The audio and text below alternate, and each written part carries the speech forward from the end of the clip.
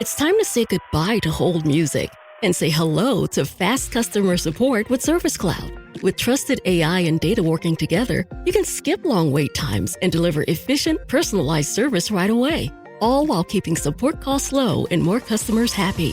Reimagine your customer support with the #1 AI CRM for service. Learn what's possible at salesforce.com/products/service.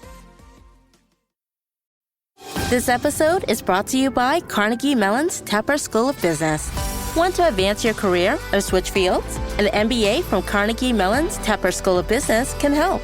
Earn your degree from a top-ranked business school with a thought-provoking curriculum, one-on-one leadership coaching, support from experienced career counselors, and full-time, online hybrid, and accelerated MBA formats.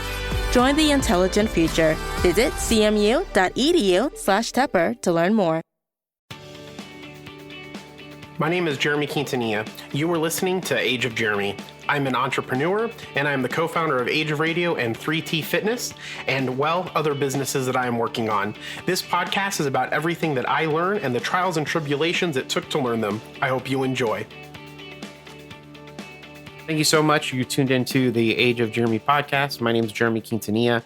I talk about everything that I'm learning as I focus on my businesses. I own a fitness company, 3T Fitness. I'm starting a health and wellness company with my partner, who's also my mother. And then also I own the 3T Fitness company I own with my best friend, Coach John Vasquez.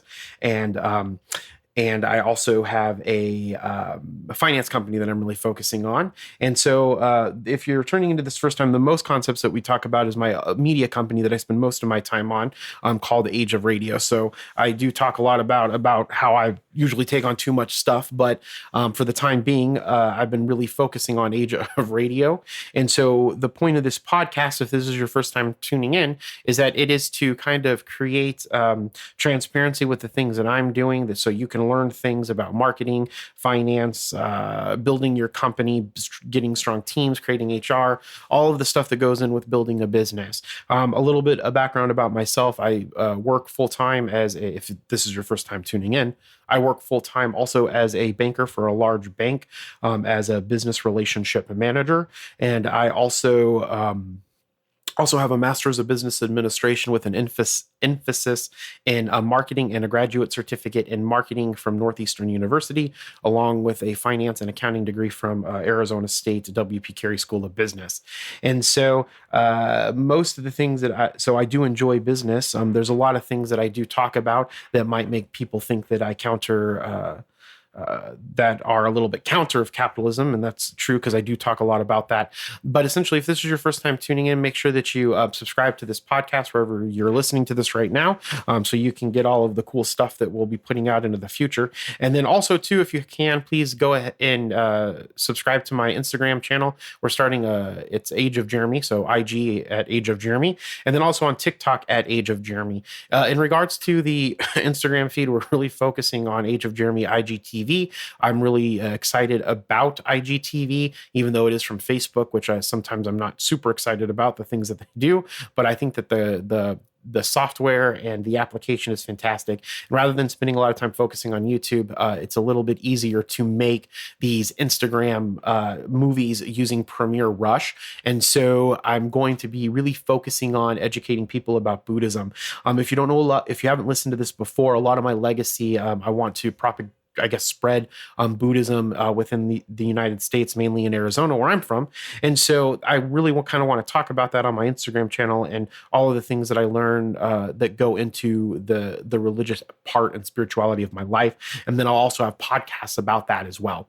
But to kind of get back on track, you're listening to the last episode of our Tribes series. So we used to do these as seasons, and I recently changed it up and created them as series within the podcast feed.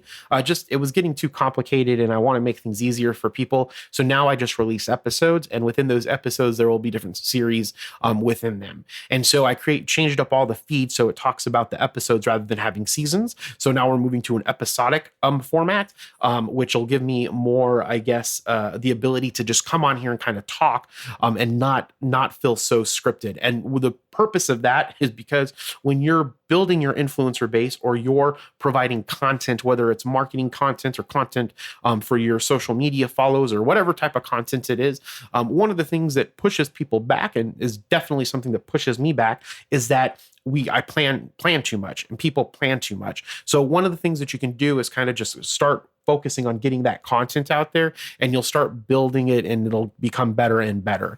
Not to say that this part of this podcast isn't at least formatted, but I'm kind of trying to move away from trying to become more of a personality, being able to talk and following a format rather than completely having it scripted. So I wanted to take the time today to look back a little bit on what I've learned about building tribes and communities.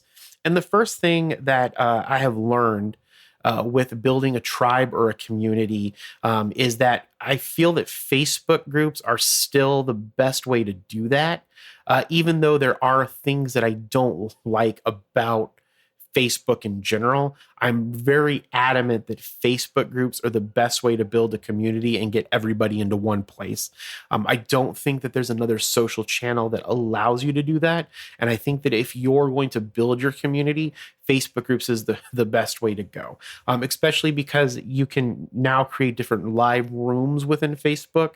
And I think that that's just something that's fantastic to really help build these communities. And so I've been spending time focusing over the last 12 episodes talking about all of the great things that you can do with analytics, how to build your tribe, how to advertise for your tribe, and things like that. So the first thing, like I said, is that Facebook groups works really, really well. The second thing that I kind of want to mention is it does take a lot of time.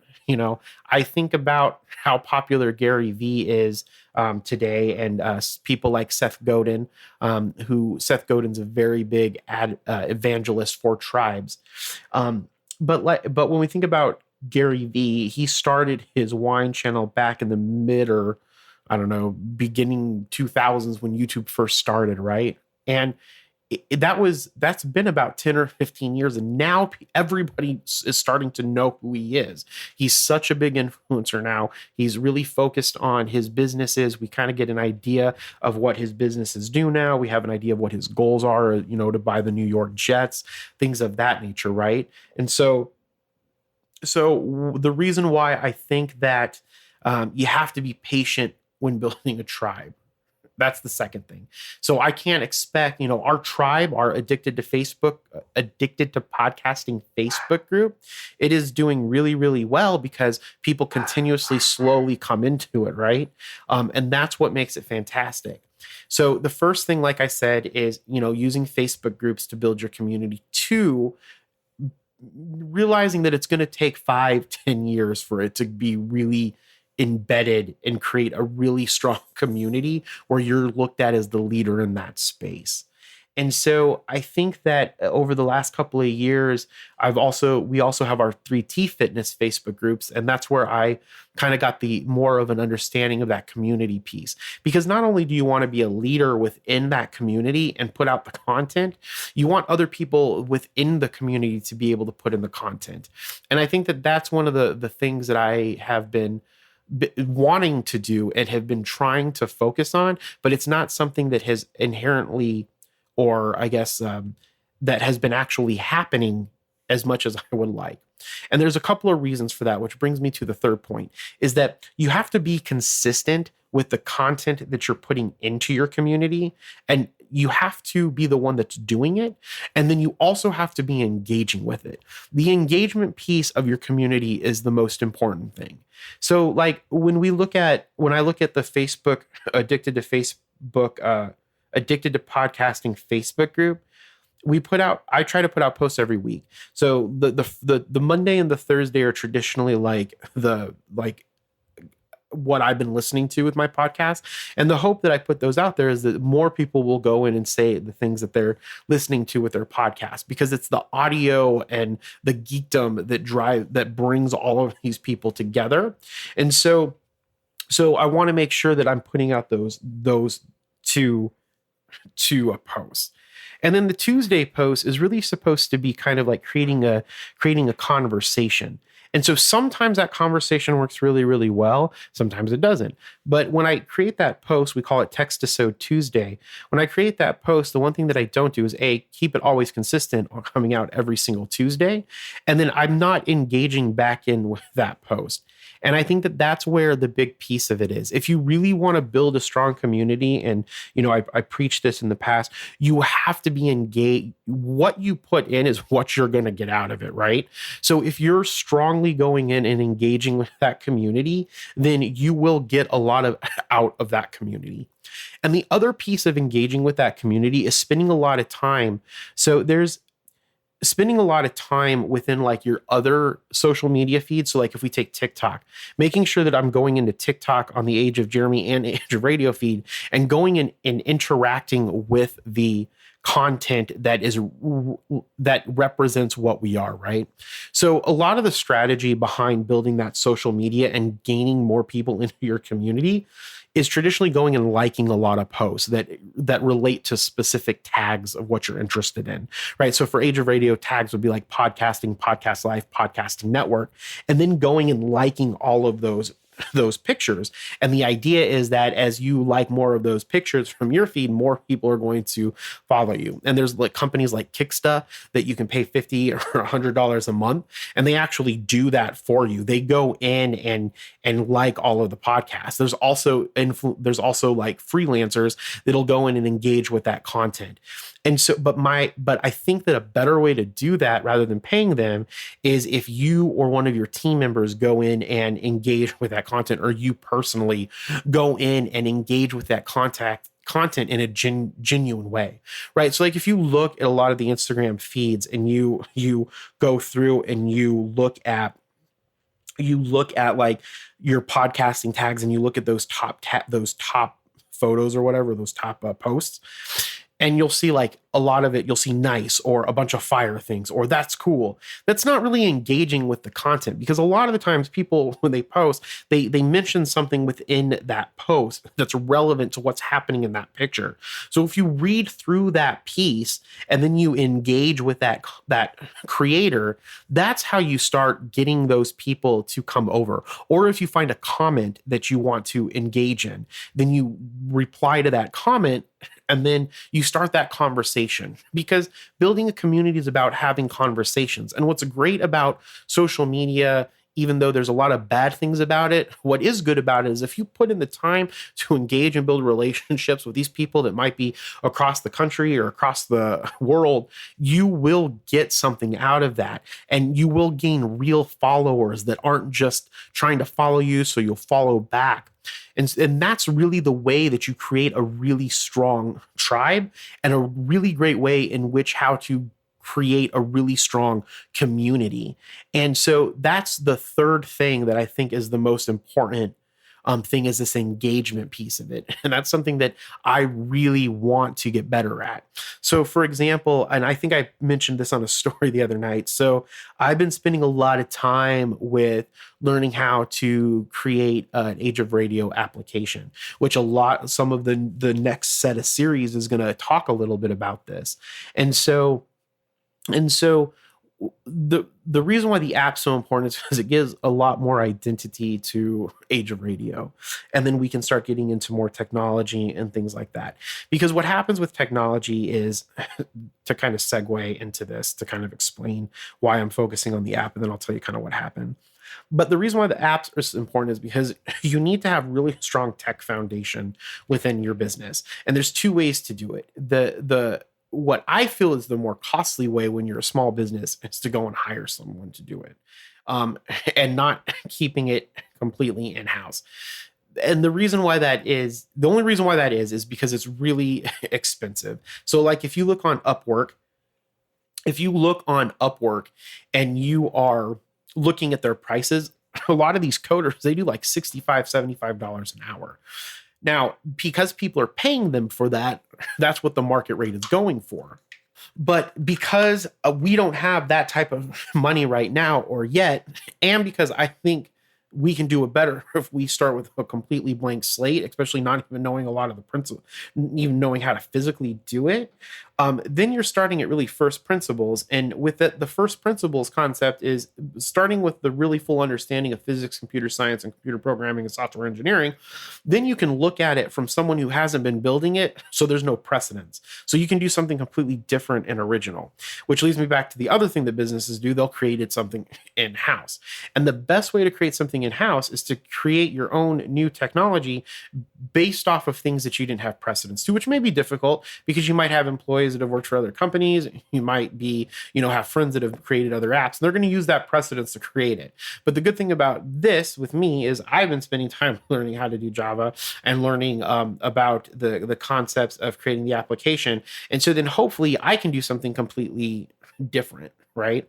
Because what traditionally happens when we're looking at applications and the apps coming to market is that a lot of the companies like Castbox, like Luminary, they're just taking an Apple API and they're utilizing that to create the RSS feeds. So people aren't going in and putting all of those RSS feeds in, say, Luminary or Castbox or Podcast Addict. They're pulling the API over from Apple. So once you put your podcast in Apple Podcasts, then these other companies like update their RSS feed, once that is up on Apple, and then it shows up in their platforms. So no one's really creating any new technology. So we haven't had any changes, right? Except for dynamic advertisements in how these podcast companies work. We get people that are like, oh, I'm going to start my own brand where people have to pay me $3 for a podcast, or I'm going to go and, buy a bunch of podcasts and then make people, pay advertisers to listen to them. But no one's really looking at creating anything new within podcasting. And that's the one thing about all of my businesses. If you want to grow your business, make it extremely successful and wealthy, you have to you have to create new solutions. And the more harder the problem, or the more interesting the problem to the consumer is, and you create a solution to that, that's how you get more and more wealthy. That's why the people like Bill Gates became so wealthy, was because the thing that he solved and the thing that he did was so important. Now, do I think that he was overcompensated for it? Absolutely. But that's neither here nor there for this podcast. So I've been spending a lot of time learning how to do Java, learning how to do PHP, learning how to do Android Studio, things like that. And the PHP is not relevant to the app, but for something else. And so one of the things that I've been thinking about when I was doing that one night, it was like 1:00 in the morning. And I said, you know what? I don't ever engage with the 3T Fitness community. So how can I be looked at as a leader within that community if I'm not engaged with it? So John always engages with it. We have Kevin and we have Brian and we have other Jackie, and then we have Tom, who are people that who work for us essentially as coaches and influencers to some extent, things like that. And so they're going and interacting with that group as well. But if I'm really the owner and I'm really the CFO of it, and I'm really the leader of it, right? I need to have a place in that as an influencer of that company. And the only way to do that is to get engaged with that content and be authentic with it. And that's the reason why when I look back on the things that I've done for the year within Tribes, it doesn't seem that that's the one thing that has been missing, is I need to be the one that's engaging more within this content.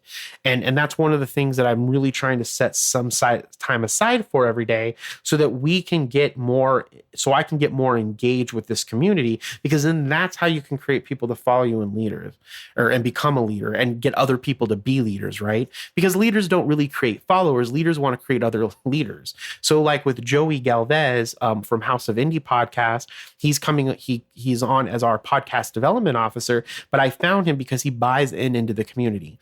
And so he's becoming a leader within the community of not only podcasting, but the Addicted to Podcasting page. So that's one of the reasons why I kind of want to push him into more of that leadership position within the community. And then people can go to him and then it kind of builds upon itself. But the only way to do that is to have that constant engagement. So one, Facebook groups are really the most important thing that we can be utilizing. Two, we have to you have to have fortitude in it because it has to last 5 or 6 years. We're only really 1 year into this, and we have 200, 300 people in the Facebook group, which is fantastic.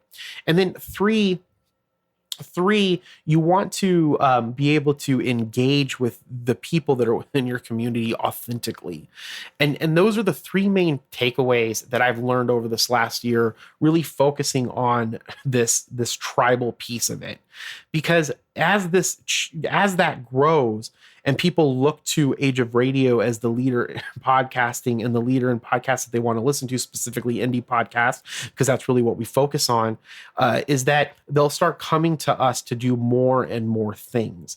And that's the reason why you create a tribe. And from a business context is because you become the leader in that idea or in that industry, and then people want to look to you for answers. And then it's easier to outdo any of your competitors when people look to you as the leader in it. Even today, most people look to Apple as the leader in podcasting, but they're not doing anything for it or in it, right? If we look at Spotify, all they're doing is buying people. If we look to Luminary, all they're doing is providing a subscription and buying people. And so there's something more about what we're doing because we're focusing on a community. And that's continue to be the main driver for everything that we do and I do in my businesses, is to create strong and stronger communities that believe in the business. Most people aren't going to believe in a technology company, right? Unless you're like an Apple follower. But if we're looking at a podcast platform, I've never heard anybody say I'm loyal to Spreaker. Right? I'm loyal to Libsyn. I'm loyal to Blueberry. I'm loyal to this or loyal to that, because those are just platforms in which you host your podcast at. And they're not creating a people element, right? My goal over these years is to create really strong relationships and people. And that's how you build a community. And so with your brand, with your business, with your influencer, it can't just be about, you have to just put out really great content and engage in that content. And then years and years and years it takes, and you get followers after followers, followers and followers and followers and followers. And you have a really strong community of people that look up to either your brand, to you. I guess those would be the two things, your brand and you. And that is really how you grow in any industry. Because no matter what industry you're in, you're always going to be marketing. You're going to be marketing your brand. You're going to be marketing yourself. You're going to have your personal brand. You're going to have your brand, right? And as long as you're strategizing on how you're going to grow that, then you'll be successful. And the best way to grow it is through community, hands down. Community is the most important thing that you can do for any business. It's the most important thing you can do for any brand that you have. It can be the most important thing for any piece of your hand, and even for like your personal brand within your family circle, your personal brand within your business circle, your personal brand within your career circle, right? Your side hustle circle. You have all of these different roles that you play, and you have to strategically look at all of those and how you're going to build yourself within them. And the best way to do it is to be authentic and to engage and to be consistent with it. So that's mainly the thing that I wanted to talk about to close out the Tribe series, is that, it wasn't going to be like, I did this for a year and then we have the largest following. But what it did was it sets a really good foundation and understanding for what to do continuing to do moving forward, and what to look at. And again, there's nothing more important in any of this than good content and engaging content that's consistent on a platform that works. Hope you guys have a good day. We'll talk to you next time. Thank you for listening to The Age of Jeremy. Make sure to subscribe on your favorite podcatcher. If you can do me a favor, please rate this podcast if your podcatcher allows you to. Talk to you soon.